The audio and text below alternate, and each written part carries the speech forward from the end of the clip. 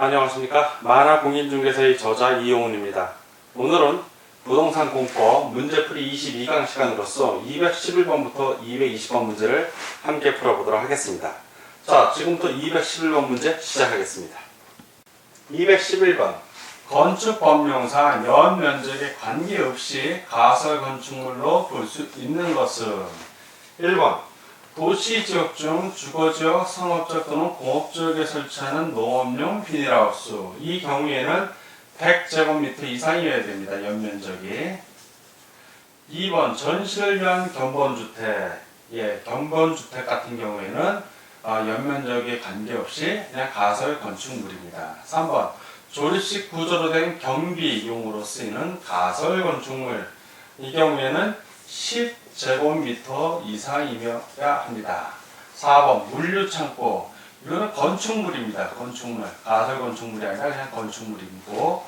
5번 도시지역 중 주거지역, 상업지역 또는 공업지역에 설치하는 어업용 비닐하우스. 역시 1번과 마찬가지로 100제곱미터 이상이어야 합니다. 자, 면적과 관계없이 가설 건축물로 볼 수 있는 것은 그래서 211번 2번 전시를 위한 견본주택이 되겠습니다. 212번 건축 허가에 대한 다음 설명 중 틀린 것은 1. 도시계획시설 또는 그 예정지에 건축하는 가설 건축물은 건축 허가를 받는 대신 신고하고 건축할 수 있다. 아니죠. 건축 허가를 받아야 합니다. X. 2번 건축 허가를 받은 때에는 산지 전용 허가가 있은 것으로 본다. 맞습니다. 3. 건축 허가를 받은 자로부터 허가 대상 건축물을 양도받은 자는 건축주 명의 변경 신고를 하여야 한다. 맞습니다. 4번 국토교통부 장관은 국토관리상 필요하다고 인정할 때는 2년 이내의 기간 동안 건축 허가를 제한할 수 있다. 맞습니다. 5. 건축 허가를 받은 후 1년 이내에 공사에 착수하지 아니하면 건축 허가가 취소된다. 다만 정당한 이유가 있는 때에는 1년의 범위 안에서 공사의 착수 기간을 연장할 수 있다. 맞습니다. 다 오고 하나만 해서 틀린 것을 고르니까 212번은 1번이 답이 되겠습니다. 다음 문제를 보겠습니다. 213번 건축법령상 사용 승인을 사자입니다. 사용 승인을 받은 건축물을 용도 변경하기 위해 허가를 필요로 하는 경우는 자, 허가입니다.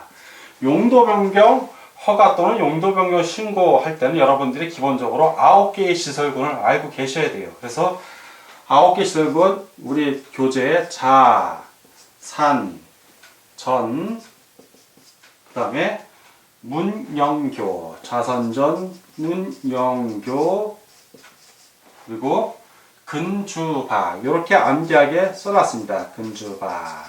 그래서 여기 1번부터 9번까지 있는데 1번부터 9번으로 내려가는 용도 변경. 자, 이렇게 1번에서 9번으로 내려가는 용도 변경은 신고만 하면 됩니다. 신고. 그런데 반대로 9번에서 1번 쪽으로 올라가는 거 이런 것은 허가를 받아야 된다. 허가. 지금 문제의 경우는 허가 받는 거니까 9번에서 1번 쪽 상위 용도 구조의 변경을 얘기하는 겁니다. 그런 걸 찾으라는 얘기입니다. 1. 업무시설을 판매시설로 용도 변경하는 경우. 자, 업무시설은 8번 주거 및 업무시설군이고 판매시설은 5. 영업시설에 해당이 됩니다. 그러니까 올라가는 거죠. 그러니까 이거는 허가받아야 되는 거 바로 1번이 답이 됩니다. 나머지는 다 신고해도 되는 것들입니다. 보겠습니다. 1. 숙박시설을 제1종 근린생활시설로 용도 변경하는 경우. 자, 숙박시설은 5. 영업 시설군에 해당이 되는데 근린생활시설, 제1종 근린생활시설은 7번에 해당이 됩니다. 아래로 내려가니까 이거는 허가. 자, 3. 장례식장을 종교시설로. 장례식장은 산업 등 시설군에 속합니다. 그런데 종교시설은 문화집회시설에 속하기 때문에 이 경우에는 신고 대상이 되겠습니다.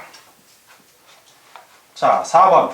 수련시설을 공동주택으로 용도 변경하는 경우. 수련시설은 6번의 교육 및 복지시설군에 해당이 되고 공도시설은 8번 주거 업무시설에 해당되며 밑으로 내려갑니다. 역시 신고하면 되는 겁니다. 5. 공장을 관광 휴게시설로 용도 변경하는 경우. 공장은 이 산업 등 시설군 여기에 속하죠. 그리고 관광 휴게시설은 4번 문화집회시설군에 속합니다. 그래서 밑으로 내려가니까 역시 이런 경우는 신고만 하면 됩니다.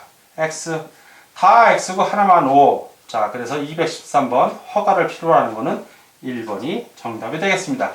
다음 문제를 보겠습니다. 214번 건축법령상 건축공사 현장 안전관리에 관한 설명 중 틀린 것은 1번 건축 허가를 받은 자는 건축물의 건축공사를 중단하고 장기간 공사행위를 방치할 경우에는 안전관리 조치 등을 할 의무가 있다. 맞습니다. 2번 허가권자는 일정한 경우에는 장기간 공사 현장 방치에 대비하여 미리 안전관리 비용 등을 예치하게 할 수 있다. 맞고요. 3번 예치금을 대통령령이 정하는 보증서로 대신할 수 있다. 맞습니다. 4번 허가권자는 안전에 위해하다고 판단되는 경우 안전관리를 위한 개선명령을 발할 수 있다. 즉 개선명령을 할 수 있다는 얘기입니다. 5. 예치금은 반환하여야 하므로 이를 사용하여 대집행할 수 없다. 아니죠. 안전조치 하라고 있는 거니까 강제로 개선명령을 했는데 안 하면 건축주가 안 하면 그때는 행정 대집행에 의해서 대신 집행할 수가 있습니다. 또한 대집행을 했는데 대집행 비용이 이미 예치금보다 많을 경우에는 그 차액을 추가 징수도 가능하다는 것도 아울러 알아주시기 바랍니다. 그래서 X 다 오고 하나만 해서 틀린 걸 고르니까 214번은 5번이 정답이 되겠습니다. 다음 215번 문제를 같이 보도록 하겠습니다.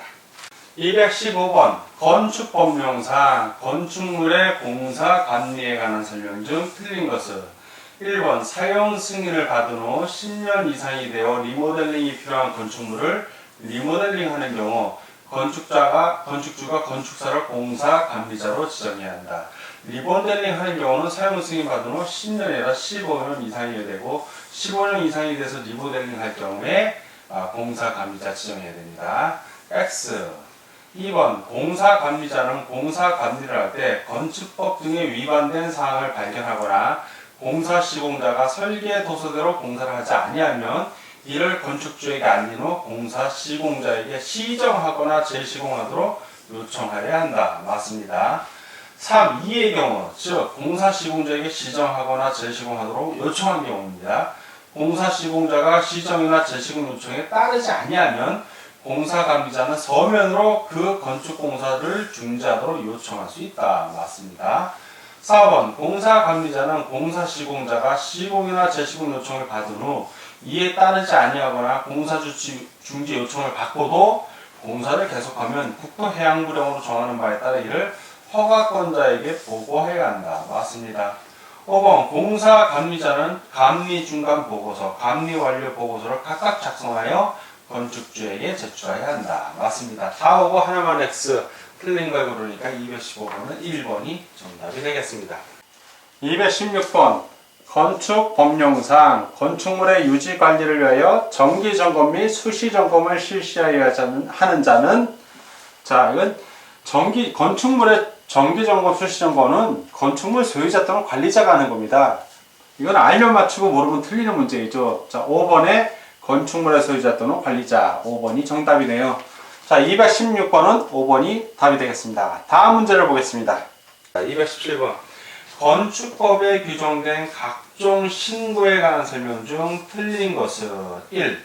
재해복구, 전람회, 공사용 가설 건축물을 축조하고자 할 때는 미리 신고하여야 한다. 맞고요. 2번 공작물을 축조하고자 할 때는 미리 신고하여야 한다. 맞습니다. 3번 건축공사에 착수하고자 할 때는 미리 신고해야 한다. 즉 착공신고라고 그러죠. 합니다.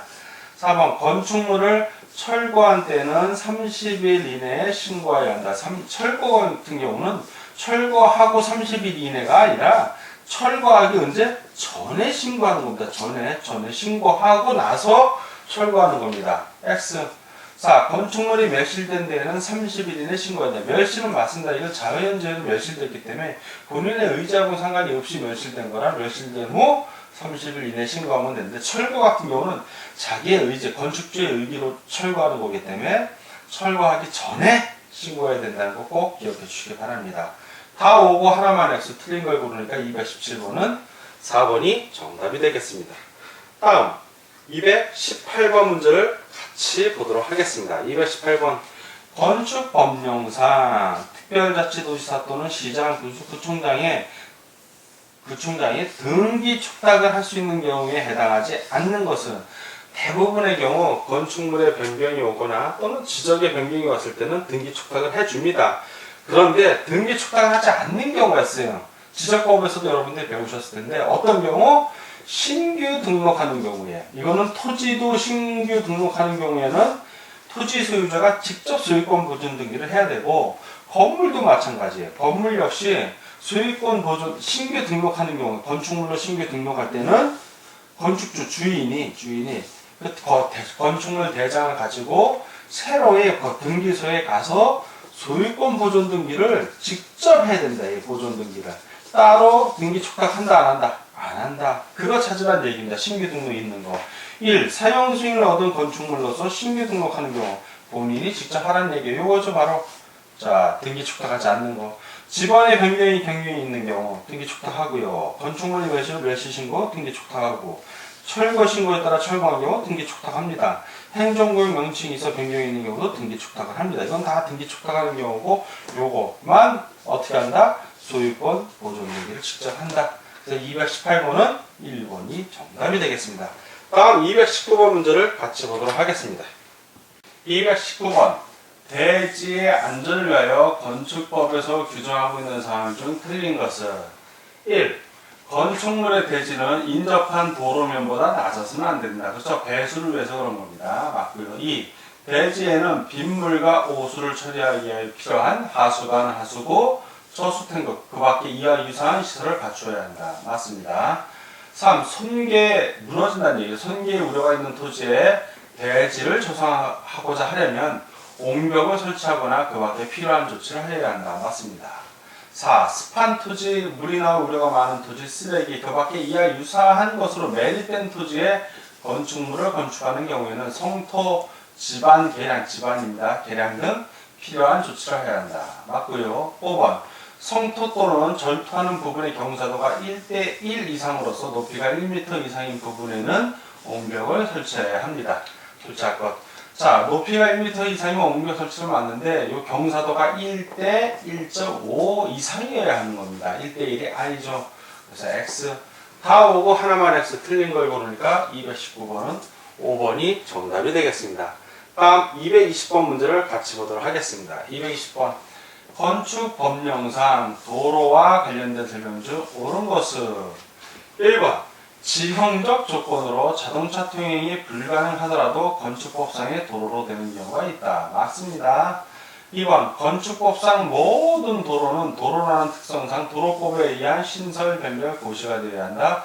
틀렸죠? 모든 도로가 아니라 일부 도로라고 해야 맞습니다. 왜냐하면 방금 1번에서 말한 것처럼 자동차 통행이 불가능한 도로들도 있고 신설 변경 고시 안 하는 경우도 있습니다.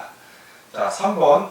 장기간 주민이 장기간 통행로로 이용하는 사실상의 통로라도 건축법상의 도로로 되기 위해서는 이해관계인의 동의가 필수적이다. 필수적이지 않은 경우가 있어요. 자, 필수적이지 않은 경우는 어떤 경우냐면 장기간 주민들이 장기간 통행로를 이용하고 해당 지자체 조례로 도로로 정하는 경우에는 이해관계인의 동의 없이 건축위원회 심의로 도로를 지정할 수 있습니다. X 4번. 건축허가권자가 도로의 위치를 지정 공고할 수 있죠. 없다가 아니라 있습니다. 4. 예정도로도 역시 도로예요. 예정도로로 인한 건축법상의 도로에 해당될 수 있답니다. X 다 X고 하나만 옳은 것을 고르니까 220번은 1번이 정답이 되겠습니다. 자, 지금까지 부동산 국보 문제풀이 22강 시간이었고 211번부터 220번 문제를 함께 풀어봤습니다. 오늘도 문제 푸느라고 수고 많으셨습니다. 다음 시간에 뵙겠습니다. 감사합니다.